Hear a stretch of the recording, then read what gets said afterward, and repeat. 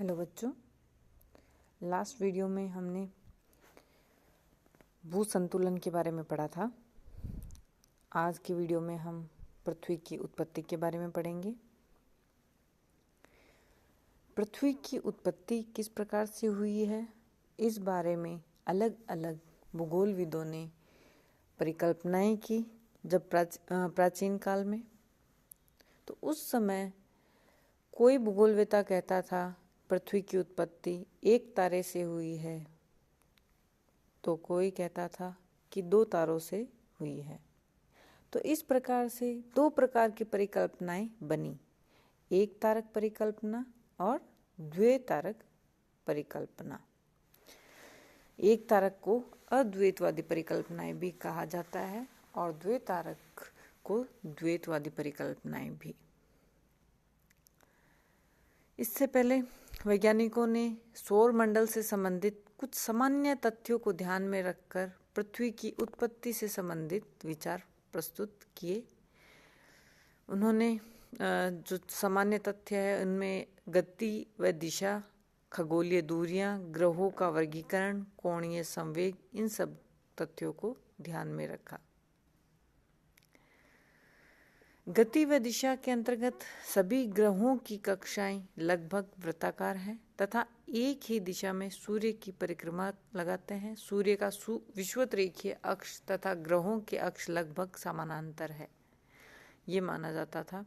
और खगोलीय दूरियां, सौर मंडल के समस्त ग्रहों का वितरण तथा उनके मध्य की दूरियां भी किसी व्यवस्था या नियम के अनुसार चलती है। ग्रहों का वर्गीकरण, आकार तथा संरचना की दृष्टि से सौर मंडल के ग्रहों को 2 वर्गों में विभाजित किया जा सकता है, आंतरिक ग्रह और बाह्य ग्रह।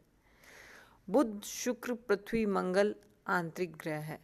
बाह्य ग्रहों की तुलना में इनकी परिभ्रमण की गति तीव्र है तथा सामान्यतः आकार छोटा है। इसकी संरचना लगभग समान है। उपग्रहों की संख्या भी बहुत कम है। बाह्य ग्रहों में बृहस्पति, शनि, अरुण, वरुण और यम सम्मिलित है। इनकी परिभ्रमण गति मंद है, किंतु उपग्रहों की संख्या अधिक है। यम को छोड़कर सभी ग्रह बड़े आकार के हैं।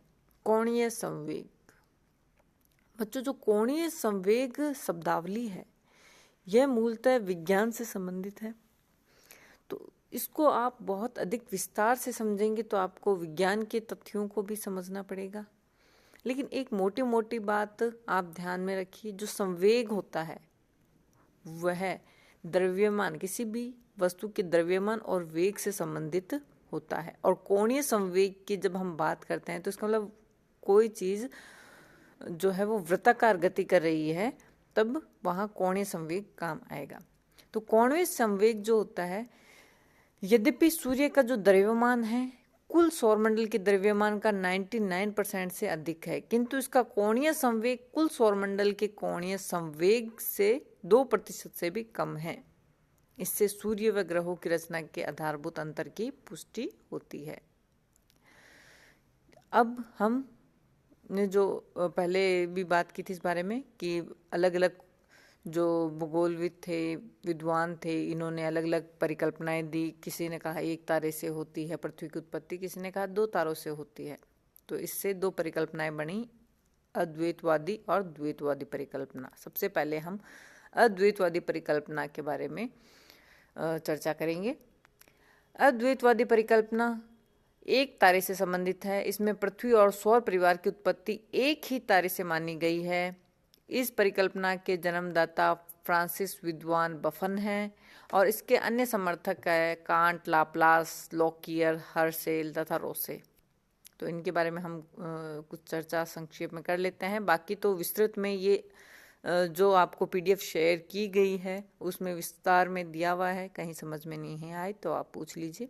तो जो सबसे पहले बफन है, तो बफन ने अपनी परिकल्पना में कहा, बफन ने यह परिकल्पना 1745 में पृथ्वी की उत्पत्ति को समझाने के लिए अपने विचार इसने प्रस्तुत किए थे।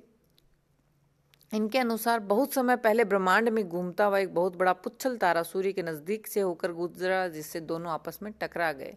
इस टक्कर के उपरांत बहुत सारा पदार्थ सूर्य से अलग हो गया और इस प्रकार इस निकले सूर्य से जो ये पदार्थ निकला है, यह घनीभूत होकर बाद में ग्रह और उपग्रहों की उत्पत्ति हुई।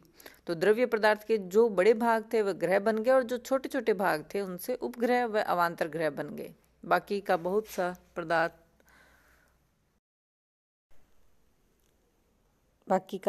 सा पदार्थ ब्रह्मांड में ही विलीन हो गया।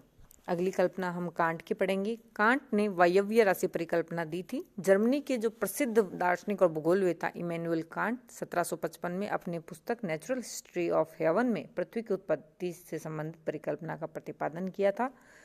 उन्होंने कहा, मुझे पदार्थ दो, मैं पृथ्वी की उत्पत्ति कर दिखलाऊंगा।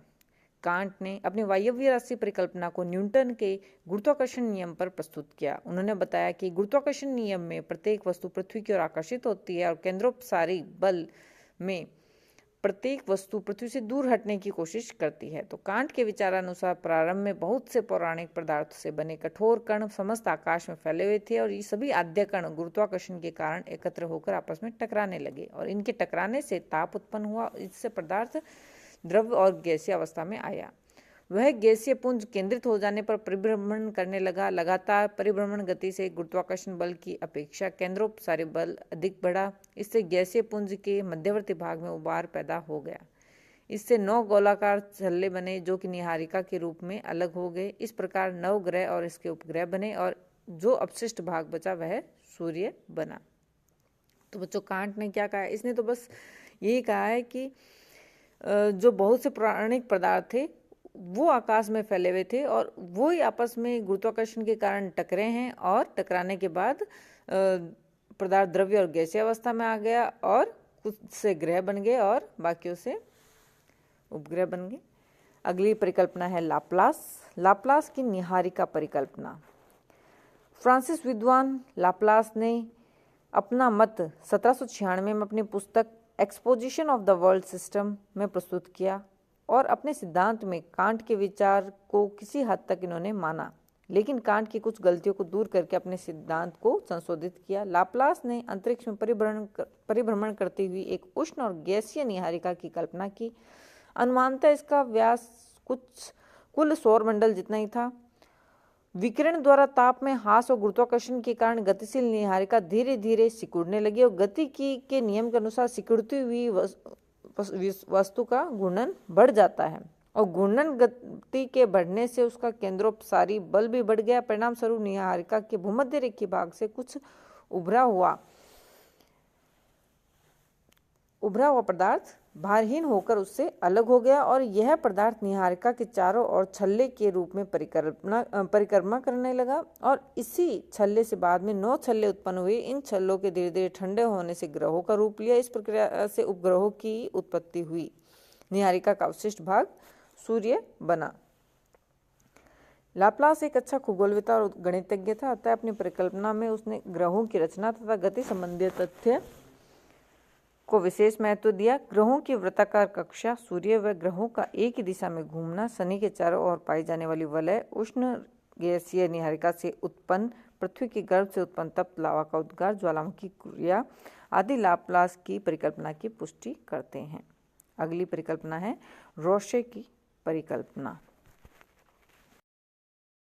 रोशे की परिकल्पना में रोशे ने लाप्लास के सिद्धांत में थोड़ा सा संशोधन करके अपनी परिकल्पना प्रस्तुत की। लाप्लास ने कहा था कि वे विशाल जो निहारिका से एक वलय अलग हो गया, उसके बाद उसी से कई वलय उत्पन्न हुए। लेकिन जो रोशे है उन्होंने कहा कि निहारिका से लगातार कई वलय उत्पन्न हुए और प्रत्येक वलय की राशि ठंडी होकर घनीभूत हुई और ठोस पिंड का रूप धारण किया, जो बाद में चलकर ग्रह कहलाए। निहारिका का अवशिष्ट भाग सूर्य बन गया। लाप्लास ने कहा था कि निहारिका के चारों ओर बहुत दूर तक हल्की गैस राशि फैली हुई थी और रोशे की धारणा है कि इसकी विस्तृत प्रसार वाली गैस राशि का घनत्व इतना कम होगा कि इसको सिकुड़ने से एक बहुत बड़ी चपटी आकृति के गोलाकार वलय की रचना संभव नहीं हो सकती। अतः उसने बताया कि केंद्रीय निहारिका से लगातार कई वलय अलग हुए। उसने निहारिका की आकृति भी मसूर की दाल जैसी मानी। लास्ट परिकल्पना है लोकियर की परिकल्पना। ब्रिटिश वैज्ञानिक लोकियर ने सौरमंडल की उत्पत्ति को समझाने के लिए उल्काओं का सहारा लिया। इन्होंने कहा कि 2 विशाल उल्काओं के टकराने से विशाल निहारिका की उत्पत्ति हुई और पृथ्वी पर आने वाली उल्काओं में भी लगभग वही पदार्थ मिलते हैं जो पृथ्वी में पाए जाते हैं। फिर उसने लाप्लास की भांति घूर्णन करते निहारिका से वलयों का निर्माण, उनका ग्रहों में रूपांतरण तथा शेष निहारिका से सूर्य की उत्पत्ति समझाई।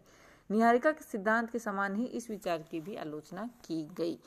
बच्चों, ये होगी एक तारक या अद्वैतवादी परिकल्पनाएं। नेक्स्ट वीडियो में हम द्वैतवादी परिकल्पनाओं के बारे में चर्चा करेंगे। आज के लिए इतना ही। धन्यवाद।